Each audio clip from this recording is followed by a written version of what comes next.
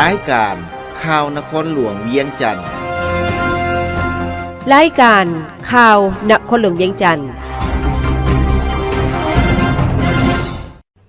สบายดีท่านผู้ฟังที่เคารพที่นี่สถานีวิทยุกระจายเสียงนครหลวงเวียงจันทน์รายการข่าวนครหลวงเวียงจันทน์ประจำวันพฤหัสวันที่20สิงหาคม2026มีข่าวที่สำคัญต่างๆมานำเสนอต่อบรรดาท่าน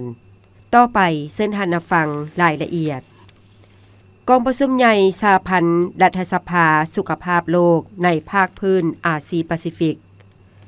คณะผู้แทนลาวนำโดยทานดร.ไพวันแก้วประเสริฐสมาชิกสภาแห่งชาติกรรมการศูนย์การในเหลาสั่งชาติรองรัฐมนตรีกระทรวงสาธารณสุขได้เข้าร่วมกองประชุมใหญ่สหพันธ์รัฐสภาสุขภาพโลกในภาคพื้นอาซีแปซิฟิกครั้งที่9ในอาทิตย์ที่ผ่านมา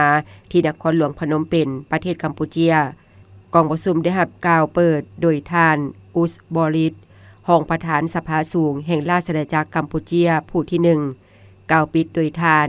กิตติเศรษฐาบัณฑิตจิมเยียบรองประธานสภาแห่งชาติแห่งราชอาณาจักรกัมพูเชียผู้ที่1และเป็นประธานของประชุมโดยท่านนางล็อกเค็งประธานคณะกรรมการสุขภาพสังคมสงเคราะห์นักคบเก่า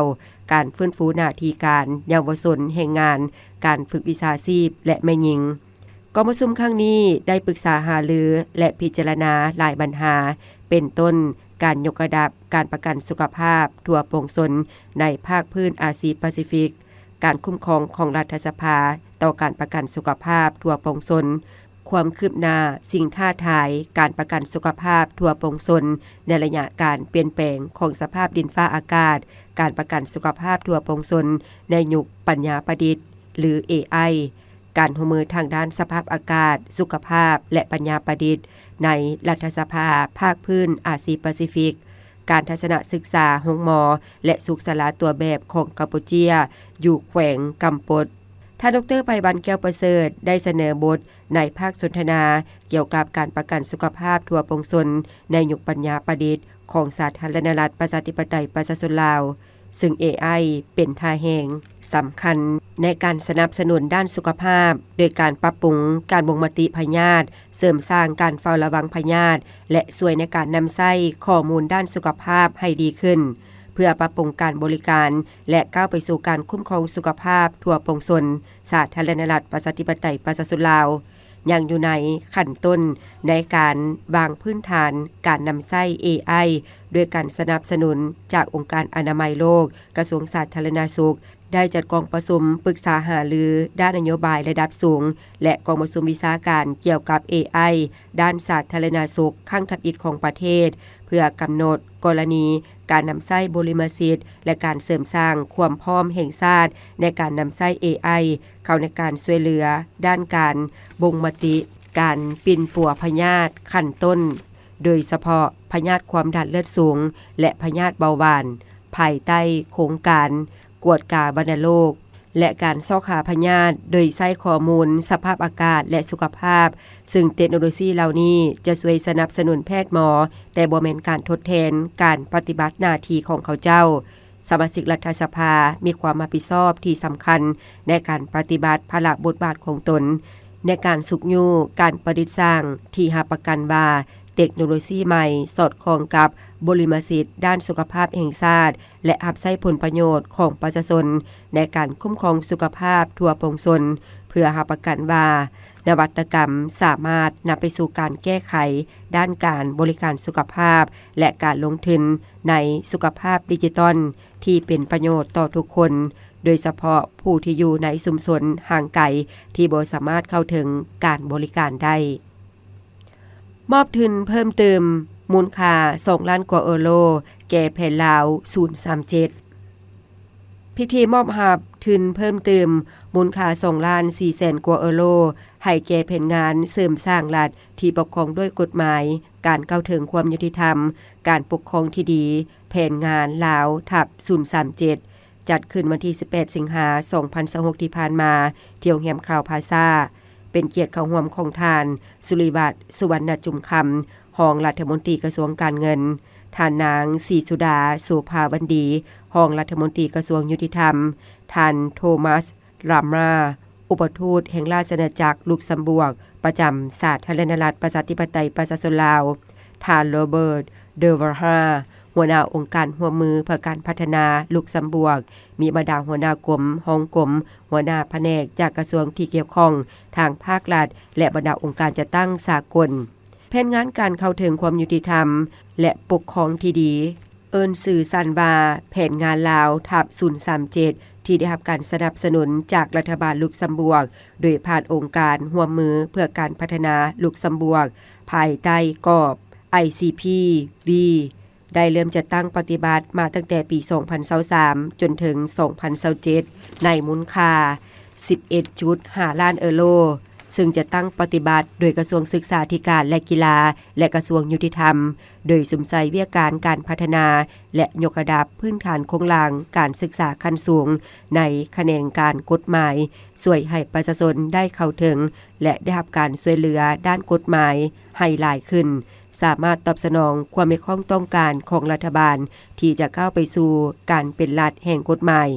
อิงใส่ความจำเป็นของนาเวียกที่จะต้องได้สืบต่อจะตั้งปฏิบัติให้ได้ตามจุดประสงค์และคาดหมายที่วางไว้อย่างมีประสิทธิผลรัฐบาลลุกเซมบวกจึงเห็นดีให้งบประมาณเพิ่มเติมจำนวน 2,400,000 กว่ายูโรรวมเป็น 13.8 ล้านยูโรเพื่อดำเนินการจัดตั้งปฏิบัติแผนงานจนฮอดท้ายปี 2027งบประมาณดังกล่าวจะได้สุมใส่การสนับสนุนเวียการต้านการฟอกเงินและการสนองทุนให้แก่การก่อการให้อยู่ภายใต้แผนงานฉบับปรับปรุงกอบการหัวมือ2ฝ่ายเว้ารวมแผนงานดังกล่าวแม่นได้สนับสนุนเข้าในเป้าหมายที่6ของแผนพัฒนาเศรษฐกิจสังคมแห่งชาติครั้งที่10ของสาธารณรัฐประชาธิปไตยประชาชนลาวภายใต้การคุ้มครองบริหารรัฐให้มีประสิทธิภาพยุติธรรมและได้รับการปกป้องตามทิศการปกครองด้วยกฎหมายที่ศักดิ์สิทธิ์และเข้มงวดในโอกาสเดียวกันท่านสุริวัฒน์สุวรรณจุมคำได้แสดงความขอบใจต่อรัฐบาลลุกเซมบวกสำหรับการช่วยเหลือและสนับสนุนให้แก่สาธารณรัฐประชาธิปไตยประชาชนลาวและพร้อมที่จะให้การร่วมมือสนับสนุนให้เวียการร่วมมือของ2ประเทศนับมือนับแตกดอกออกผลยิ่งขึ้นท่านโทมัสลามาได้เน้นหนักว่าการจัดอยู่ในหลายสื่อสีเทาเป็นสิ่งท้าทายแต่ก็เป็นโอกาสหนึ่งเช่นกันด้วยความตั้งใจทางด้านการเมืองและความพยายามร่วมกันบรรดาประเทศสามารถจัดตั้งปฏิบัติการปฏิรูปการปรับปรุงฐานะของเขาเจ้าในระบบการเงินโลกดังนั้นมาตรการที่เพียงพอบ่เพียงแต่เป็นข้อกำหนดด้านกฎระเบียบเท่านั้นแต่มีความสำคัญหลายสำหรับการสร้างสภาพแวดล้อมทางการเงินที่โปร่งใสซึ่งดึงดูดการลงทุนและขับเคลื่อนการพัฒนาเศรษฐกิจสังคมแบบมีส่วนร่วมสมณกลไกประสานงานและค้นคว้าคำห้องขอความเป็นธรรม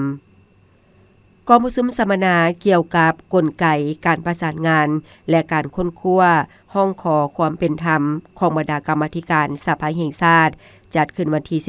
17-18 สิงหาคม 2026 ที่ผ่านมาที่เมืองแก้วอุดมแขวงเวียงจันทน์เป็นประธานของทนางทุมมาลีวงศ์พระจันทร์ประธานกรรมาธิการกฎหมายยุติธรรมมีทานปริญญาเอกกองแก้วใสสงครามรองประธานสภาแห่งชาติผู้สินำกรรมาธิการกฎหมายและยุติธรรมบรรดารองประธานกรรมาธิการกฎหมายยุติธรรมรองหัวหน้าห้องว่าการคณะกรมและพนักงานที่เกี่ยวข้องภายในสภาแห่งชาติผู้ตั้งหน้าและเชี่ยวชาญจากองค์การจัดตั้งสากลเข้าร่วมทั้งหมด71ท่านท่านนางทุมมาลีวงศ์พระจันทร์กล่าวว่าจุดประสงค์ของกองประชุมครั้งนี้เพื่อสร้างความรับรู้ความเข้าใจและความเป็นเอกภาพในการจัดตั้งปฏิบัติเวียการแก้ไขคำห้องขอความเป็นธรรมโดยเฉพาะการรับคำห้องขอความเป็นธรรมผ่านทางประตูเดียวและการค้นคว้าแก้ไขคำห้องขอความเป็นธรรมของกรรมาธิการกฎหมายและยุติธรรมก็คือกรรมาธิการภายในสภาแห่งชาติให้มีความถูกต้องสอดคล้องตามขั้นตอนของกฎหมายและนิติกรรมใต้กฎหมายที่เกี่ยวข้องเพื่อปรับปรุงเฮ็ดให้กลไกการประสานงานในการค้นคว้าแก้ไข คำห้องขอความเป็นธรรมระหว่างกรรมาธิการกฎหมายและยุติธรรมกับบรรดากรรมาธิการภายในสภาแห่งชาติมีความลงเรียนกลมเขียวว่องไวชัดเจนมีประสิทธิภาพประสิทธิผลและถูกต้องตามนิติกรรมใต้กฎหมายที่กำหนดไว้เพื่อประเมินผลการจัดตั้งปฏิบัติกฎหมายว่าด้วยการแก้ไขคำห้องถูกฉบับปี 2022 และมติของคณะประจำสภาแห่งชาติว่าด้วยการรับและพิจารณาคำห้องขอความเป็นธรรมฉบับเลขที่ 07/คปจ.ลงวันที่ 9 มังกร 2023 เพื่อเป็นบอนอิงในการปรับปรุงกฎหมายดังกล่าวปี 2027กองประชุมได้รับฟังการเสนอบทเรียนและวิธีการปฏิบัติที่ดีในการรับและแก้ไขคำห้องถูกของประชาชนจากเสี่ยวชาญต่างประเทศการรับและค้นคว้าพิจารณาคำห้องขอความเป็นธรรมของกรรมาธิการกฎหมายและยุติธรรมกลไกการประสานงานในการค้นคว้าคำห้องขอความเป็นธรรมระหว่างกรรมาธิการกฎหมายและยุติธรรมกับกรรมาธิการสภาแห่งชาติผลการจัดตั้งปฏิบัติกฎหมายว่าด้วยการแก้ไขคำห้องถูกฉบับปี 2022 ในผ่านมาเพื่อประเมินคืนผลการจัดตั้งปฏิบัติและปรึกษาหารือในการปรับปรุงกฎหมายและนิติกรรมที่เกี่ยวข้องพร้อมกันนั้นยังได้แลกเปลี่ยนคำคิดคำเห็นและบทเรียนซึ่งกันและกันเพื่อซอกให้เห็นปัญหาข้ออุดตันและกฎการจัดตั้งปฏิบัตินิติกรรมที่ยังบ่ทันสอดคล้องเพื่อสืบต่อค้นคว้าปรับปรุงแก้ไขจากนั้นผู้เข้าร่วมได้พร้อมกันจัดแบ่งเป็นกลุ่มเพื่อค้นคว้าประกอบคำเห็นปรึกษาหารือถอดถอนบทเรียนต่อบรรดาเนื้อในเหล่านี้อย่างลึกซึ้งกว้างขวางและต่างหน้าแต่ละกลุ่มขึ้นเสนอบทเรียนเฮ็ดให้ของประชุมดำเนินไปด้วยบรรยากาศฝดฟื้นสร้างสาวนมหุ้นใหม่และหันการเฮ็ดเวียกให้เกิดผลอย่างเป็นรูปธรรมศูนย์กลางสาวหนุ่มประชาชนปฏิบัติลาวจัดกองประชุมสรุปเวียกการ6เดือนต้นปีและบางทิศทางเวียกการจุดสุม6เดือนท้ายปี 2026ในวันที่ 18 สิงหาคม 2026ที่ผ่านมาที่ศูนย์กลางสาวหนุ่มประชาชนปฏิบัติลาวโดยเป็นประธานของสหายทองลีศรีสุริตกรรมการศูนย์กลางภาคเลขาคณะบริหารงานศูนย์กลางสาวหนุ่มประชาชนปฏิบัติลาวมีรองเลขาคณะบริหารงานบรรดากรมอ้อมข้างสมาคมนักธุรกิจหนุ่มลาวคณะที่ปรึกษาเศรษฐกิจสาวหนุ่มลาวและพนักงานทั่วศูนย์กลางสาวหนุ่มประชาชนปฏิบัติลาวในกองประชุมได้รับฟังผ่านบทสรุปติราคาการนำพาซี่นำเวียกการสาวหนุ่มเยาวชนจากสหายสีไข่เพชรแสงมณีว่าการหัวหน้าห้องการศูนย์กลางสาวหนุ่มประชาชนปฏิบัติลาวจากนั้นผู้เข้าร่วมได้พร้อมกันประกอบคำเห็นอย่างมีภาวะวิสัยและคงไปคงมาเพื่อร่วมกันซอกหาวิธีแก้ไขด้านอ่อนของคงข้างเพื่อยกสูงประสิทธิผลเบี้ยการของการนำพาสีนำเบี้ยการของโครงการบรรดากรมอ้อมข้างศูนย์กลางสาวหนุ่มประชาชนปฏิบัติลาวและสมาคมนักธุรกิจหนุ่มให้มีความหนักแน่นเข้มแข็งโอกาสเดียวกันนี้ได้มีการประกาศการจัดตั้งเรือนตำแหน่งพนักงานจำนวนหนึ่งจากหัวหน้าแผนกขึ้นเป็นห้องกรมและจากห้องแผนกขึ้นเป็นหัวหน้าแผนกตอนท้ายสหายทองลีศรีสุริตได้มีคำเห็นเน้นให้บรรดาภาคส่วนของศูนย์กลางสาวหนุ่มประชาชนปฏิบัติลาวต้องเอาใจใส่เต้าห่มความสามัคคีและรวมพลังพันขยายเบี้ยการจุดสุมให้บรรลุตามแผนการพนักงานต้องหันเปลี่ยนวิธีคิดวิธีเฮ็ดเวียกมีระเบียบวินัยและกลไกอย่างเป็นระบบสร้างทัศนะหักมากในอาชีพส่งเสริมการสร้างตัวแบบเวียกดีคนเด่นไฮไลท์เปิดโอกาสให้สาวหนุ่มพัฒนาสีมือเพื่อเข้าสู่ตลาดแรงงานปรับเปลี่ยนรูปแบบการสื่อสารให้เข้าถึงจิตใจของสาวหนุ่มหลายขึ้นหันจากการเฮ็ดเวียกสำเร็จไปสู่เฮ็ดให้เกิดผลจากการแรงงานผลไปสู่การวัดแทกผลงานเพิ่มทวีเวียกการก่อสร้างรากฐานการเมืองให้เข้มแข็งยกสูงเวียกการสาวหนุ่มเยาวชนให้มีคุณภาพและเกิดผลเป็นรูปธรรมแนใส่สร้างสาวหนุ่มหุ้นใหม่ให้มีความรู้ทักษะความสามารถและพร้อมเป็นกำลังแห่งกล้าอันสำคัญในการพัฒนาประเทศเจ้าหน้าที่อาวุโสกสิกรรมและป่าไม้อาเซียนรับของการร่วมมือหลายด้าน วันที่18-59 สิงหาคม 2026ที่นครหลวงเวียงจันทน์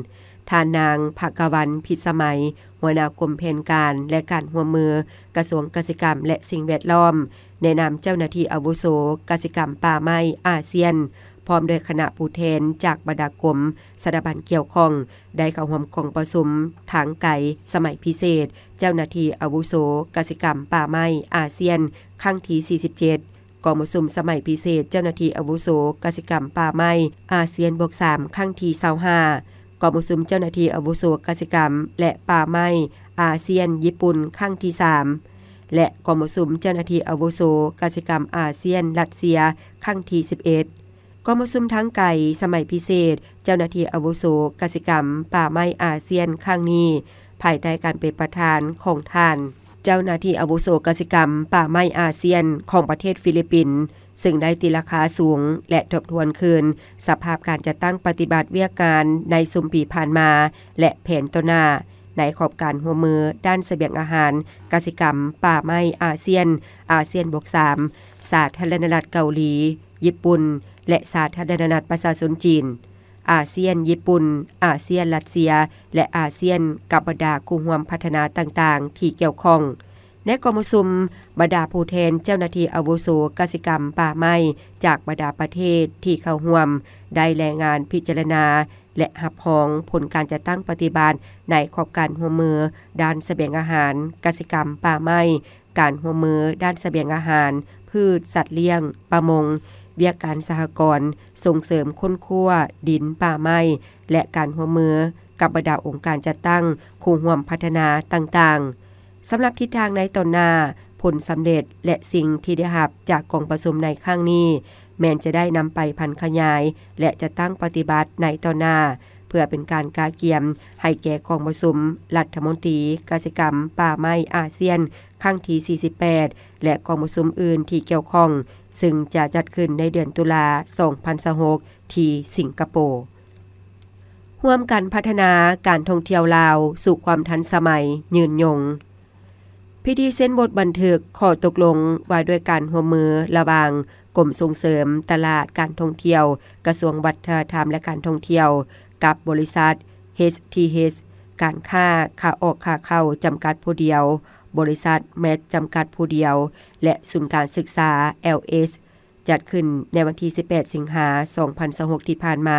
ที่นครหลวงเวียงจันทน์ร่วมลงนามในครั้งนี้ระหว่างท่านนางมณีสาครธรรมวงศ์ไสหัวหน้ากรมส่งเสริมตลาดการท่องเที่ยวท่านนางแสงอรุณศรีลาวันอำนวยการบริษัท HTH การค้าขาออกขาเข้าจำกัดผู้เดียวท่านวิทยาวังศัพท์มังกรประธานผู้บริหารบริษัทแมทจำกัดผู้เดียว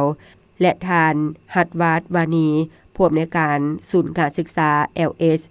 โดยเป็นเกียรติเข้าร่วมของท่านคำภูเพียศักขาหัวหน้ากรมแผนการและการร่วมมือสากลกระทรวงวัฒนธรรมและการท่องเที่ยวพร้อมด้วยภาคส่วนที่เกี่ยวข้องเข้าร่วมสาธารณรัฐประชาธิปไตยประชาชนลาว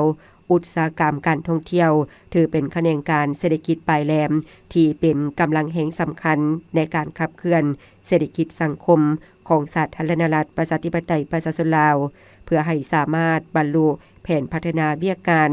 วัฒนธรรมและการท่องเที่ยวศกปี 2026-2030 และรับประกันให้แขนงการท่องเที่ยวของลาวเฮาเติบใหญ่ขยายตัวอย่างมีคุณภาพมีความเข้มแข็งตามทิศสีเขียวและยืนยงจำเป็นต้องมีการหันเปลี่ยนและพัฒนาเวียกการท่องเที่ยวให้มีความทันสมัยยืนยงและมีส่วนร่วมจากทุกภาคส่วนในสังคมโดยเฉพาะมีการประสานงานอย่างกลมเกลียวและต่อเนื่องระหว่างทุกภาคส่วนที่เกี่ยวข้องทางภาครัฐและภาคธุรกิจนับแต่ขั้นศูนย์กลางจนฮอดขั้นท้องถิ่นท่านวงเดือนแก้วสุริวงศ์รองหัวหน้ากรมส่งเสริมตลาดการท่องเที่ยวกล่าวว่าการลงนามในครั้งนี้ถือเป็นบาทก้าวอันสำคัญและเป็นขีดหมายหนึ่งของการร่วมมือระหว่างภาครัฐและภาคเอกชนเพื่อยกระดับเวียกการส่งเสริมตลาดการท่องเที่ยวลาวประกอบมี3หน้าเวียกใหญ่คือ 1. การส่งเสริมเอกลักษณ์ทางด้านวัฒนธรรมผ่านผลิตภัณฑ์พวกเขาร่วมมือกับบริษัท HTH การค้าขาออกขาเข้าจำกัดผู้เดียว ในการพัฒนาและผลิตเครื่องทีละนึกโดยนำใช้สัญลักษณ์สร้างเพือกที่เป็นมูลเสื้ออันดีงามของชาติซึ่งบ่เพียงแต่เป็นการสร้างมูลค่าเพิ่มทางเศรษฐกิจแต่ยังเป็นการเผยแพร่เอกลักษณ์ความเป็นลาวให้นักท่องเที่ยวทั้งภายในและต่างประเทศได้รับรู้อย่างกว้างขวาง 2. การหันการท่องเที่ยวสู่ระบบที่ทันสมัยพวกเฮาร่วมมือกับบริษัทแมทจำกัดผู้เดียวเพื่อพัฒนาแพลตฟอร์มดิจิทัล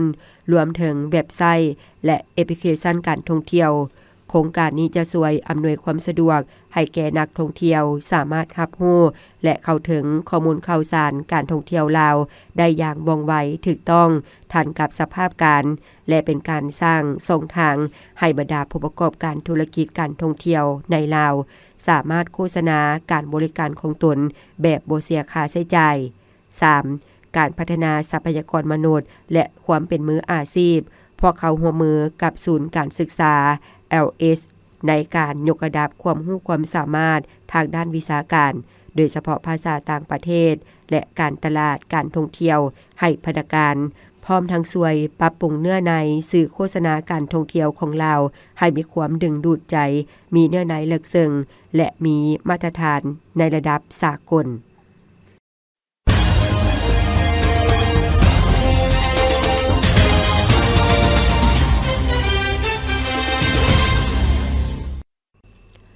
ต่อไปเส้นทางรับฟังข่าวต่างประเทศการค้ากัมพูเจียอาเซียนเพิ่มขึ้นหลายกว่า20ส่วนห้อยกระทรวงการค้าของกัมพูเจียรายงานมูลค่าการค้าระหว่างกัมพูเจียและบรรดาประเทศสมาชิกอาเซียนนับแต่เดือนมังกร5เดือนกรกฎาคม2026มีมูลค่าทั้งหมด 11.6 ตื้อดอลลาร์เพิ่มขึ้น 20.7 ส่วนห้อยเมื่อเทียบใส่ปีก่อนบทรายงานชี้ให้เห็นว่าการส่งออกของกัมพูเจียไปยังอาเซียนใน7เดือนทับอิฐของปีนี้บรรลุ 3.54 ตื้อดอลลาร์เพิ่มขึ้น 0.14 ส่วนห้อยเมื่อเทียบใส่ปีก่อนในขณะที่การนำเข้ามีมูลค่าทั้งหมด 8.14 ตื้อดอลลาร์เพิ่มขึ้น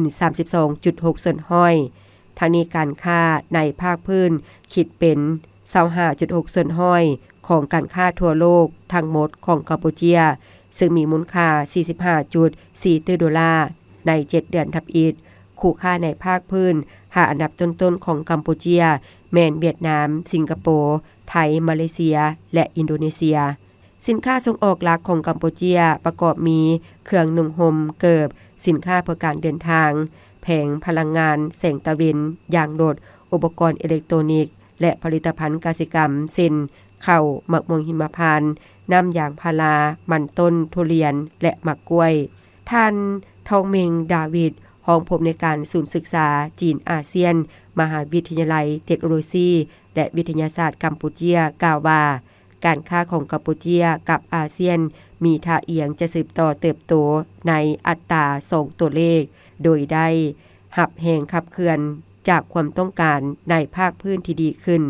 การลงทุนข้ามสายแดนที่เพิ่มขึ้นและการขยายเครือข่ายการผลิตในภาคพื้นเศรษฐกิจญี่ปุ่นเติบโต 1.1 ส่วนห้อยในไตรมาสที่2สำนักงานคณะรัฐมนตรีญี่ปุ่นรายงานว่าเศรษฐกิจญี่ปุ่นขยายตัว 1.1 ส่วนห้อยในไตรมาสที่2เมษายนหาเดือนมิถุนายนของปี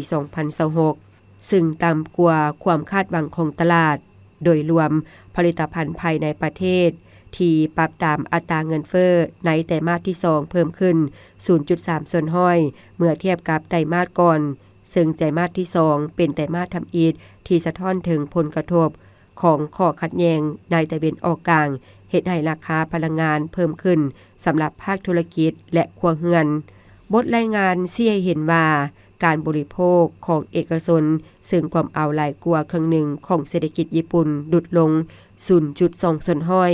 จากไตรมาสก่อนหน้านี้ซึ่งเป็นการลดลงข้างทับอิฐในรอบ8ไตรมาสโดยยอดขายรถและเครื่องปรับอากาศที่เข้มแข็งได้รับการสดเสยโดยค่าไฟฟ้าที่ลดลง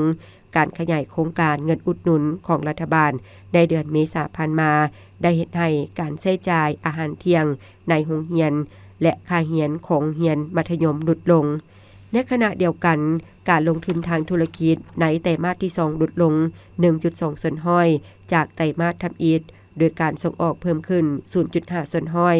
ในขณะที่การนำเข้าลดลง 1.5 ส่วนห้อยย้อนการขนส่งน้ำมันดิบได้รับผลกระทบจากการปิดช่องแคบฮอร์มุซท่ามกลางความเข็งตึงในตะวันออกกลางนักวิเคราะห์เตือนว่าค่าใช้จ่ายในการนำเข้าที่สูงขึ้นและแรงกดดันด้านราคาที่เพิ่มขึ้นอาจจะถูกส่งต่อไปสู่ผู้บริโภคในที่สุดซึ่งจะส่งผลกระทบต่อการใช้จ่ายสำหรับส่วนที่เหลือของปีข่าวพยากรณ์อากาศประจำวันที่20สิงหาคม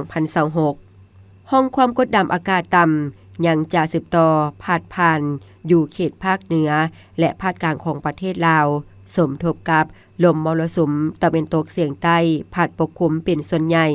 ซึ่งจะเฮ็ดให้มีฝนตกฟ้าห้องฟ้าเลื่อมในระดับคอยหาปานกลางอยู่เกือบทั่วไปอยู่ในแต่ละภาคและจะตกหนักหาหนักหลายอยู่บางท้องถิ่นพร้อมจะมีลมพัดแรงเป็นบางโอกาสเติมอีกดังนั้นขอแจ้งเตือนถึงประชาชนบรรดาเผ่า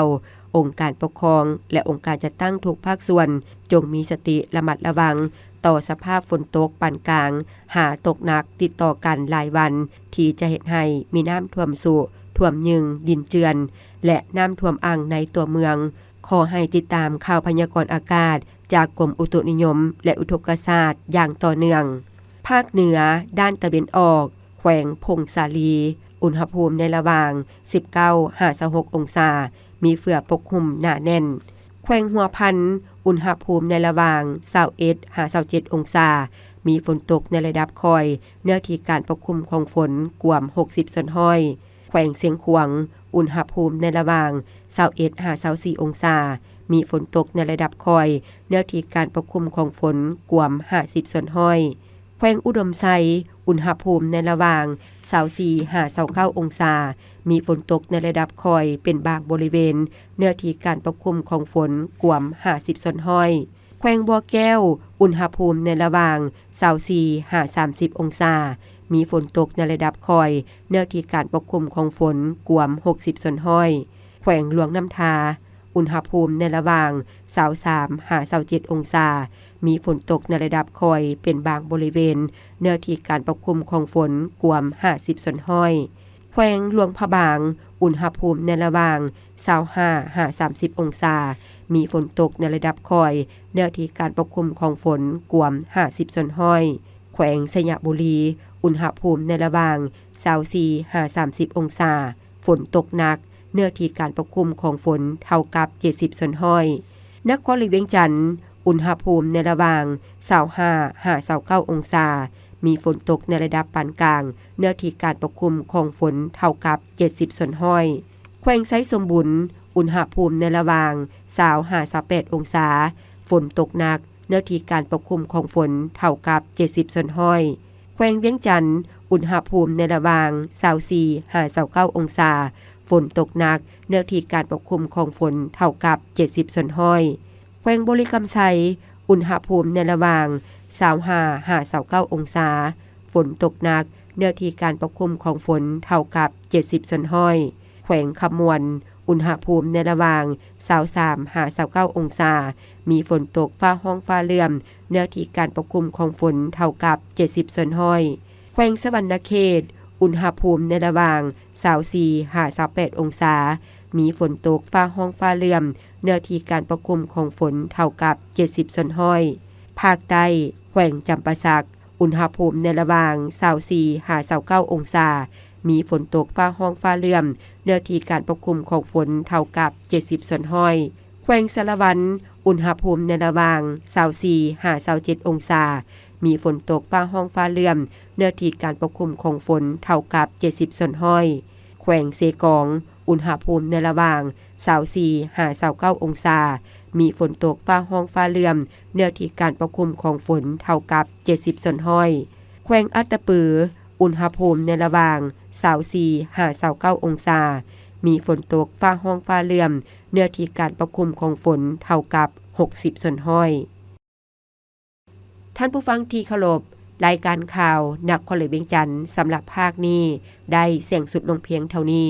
เพชรสมรดวงวิไลอ่านสบายดี